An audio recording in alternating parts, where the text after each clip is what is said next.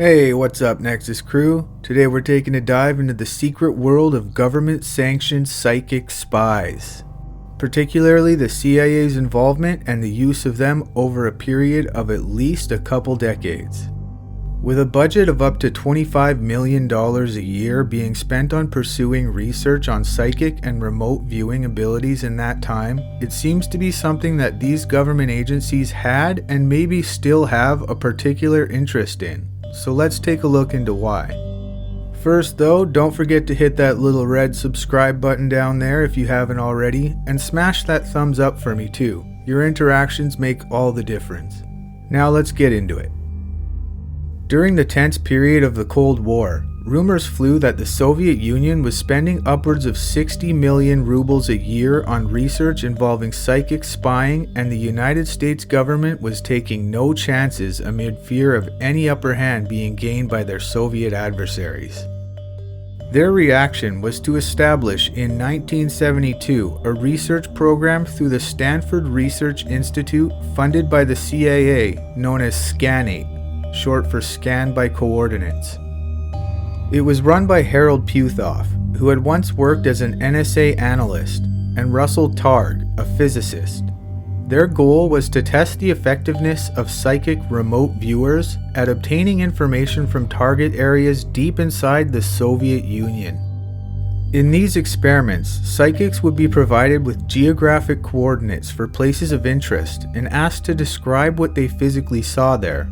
The project's managers issued a steady stream of information which came from these psychics, claiming a success rate of over 65%. The project was eventually taken over by the DIA and given the name it would come to be known as, Project Stargate. The operation was reportedly met with remarkable success in the late 1970s and early 1980s, largely due to a group of 6 psychics known as the Naturals. Joe McConnell, a retired Army intelligence officer, is considered to be one of the greatest naturals. He claims that he left Stargate in 1984 after receiving a Legion of Merit award for providing information on more than 150 targets that had previously been unavailable from other sources. When asked about leaving the program, he said, "The project deteriorated as the military began letting any old kook into Stargate." McMoneagle reportedly had a near-death experience which seems to have given him the ability to achieve telepathic and altered states at will.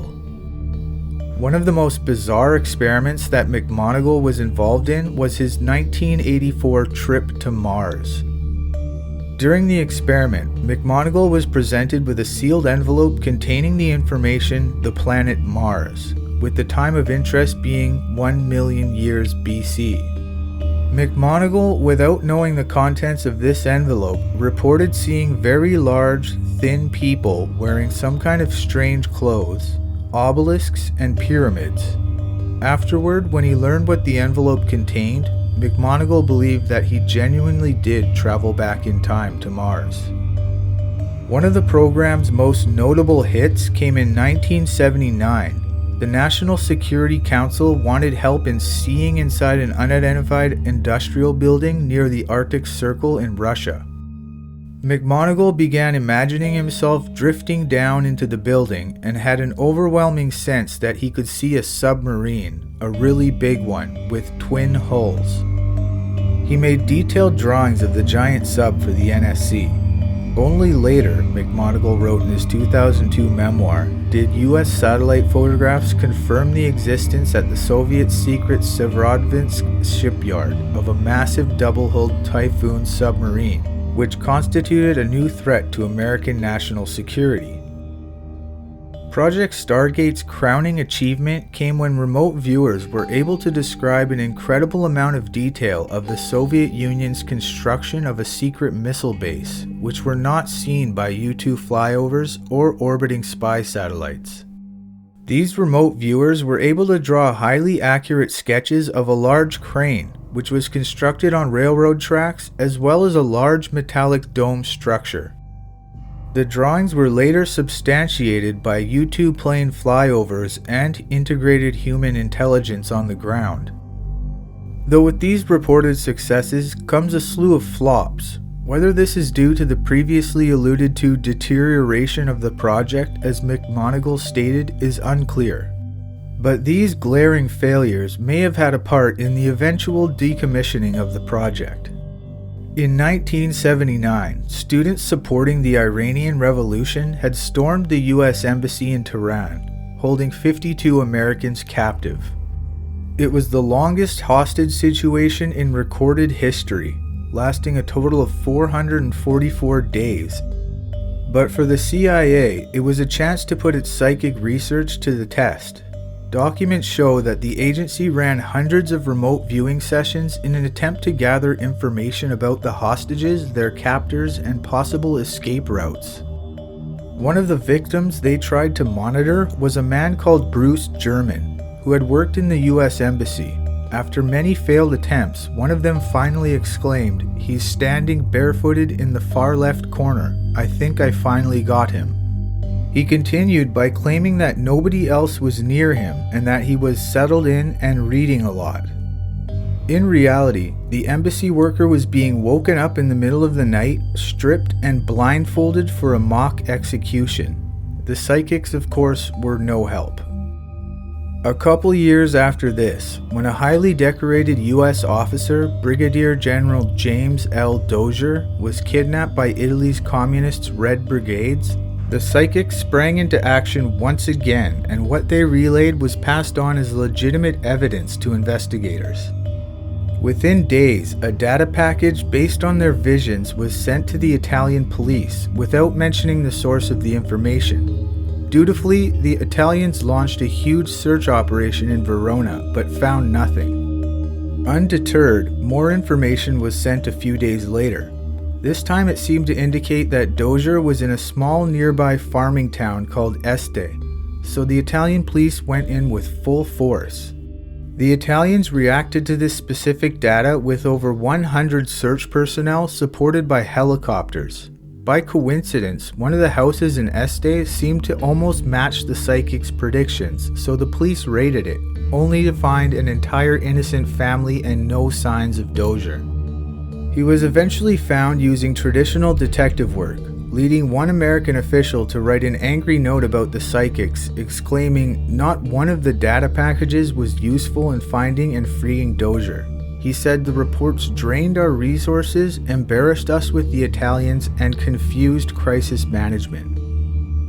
In yet another blunder by the CIA remote viewing team, another nail in Project Stargate's coffin was driven in when in 1988, a U.S. Marine Lieutenant Colonel Rich Higgins was abducted at gunpoint near the ancient city of Tyre in Lebanon.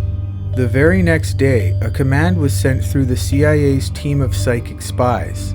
Its mission was to determine the location of U.S. Marine Corps LTC William Rich Higgins. Right from the start, there was no consensus among the remote viewers, and documents show how they guessed almost every possibility. One psychic said Higgins was being held close to the ground, a tunnel or a bridge. Another said he was in a very, very old building. And a third claimed that Higgins is in a geometrically bizarre structure. Clearly, the information was useless. But there was one thing that most of the psychics seemed to agree on.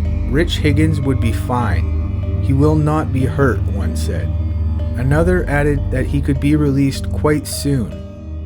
When a video was released showing Higgins in captivity, the psychic said that he was angry and scared, but was not being tortured and is now coping better. In the summer of 1989, a grisly videotape emerged showing Higgins dangling from a noose. At first, the psychics denied it was him. "Higgins is alive," said one of the CIA's team. The videotape was the killing of a serviceman who is not Lieutenant Colonel Higgins. He will be released in mid-August following political negotiations. But sadly, the video was real, and Higgins was not released in August because he was dead. Eventually, in 1995, the Stargate program would be officially shut down after the CIA commissioned a report done by the American Institutes for Research. This report concluded that remote viewing had not been proven to work by a psychic mechanism, and that it should not be used operationally. Though who's to say this was not simply a cover story put forth by the secretive agency as an excuse to move the project wholly out of the public eye. After all, Congress spent 2 decades funding the project, and it seems that a budget as large as Stargate had would not be something so easily overlooked by officials often hungry to cut down on expenditures. Perhaps psychic spies are still plying their trade, tucked away in some secretive base working as a black project, completely off the books. Thanks for watching. Don't forget to leave a like by smashing that thumbs up button, and go ahead and subscribe if you're not already. Stay safe out there.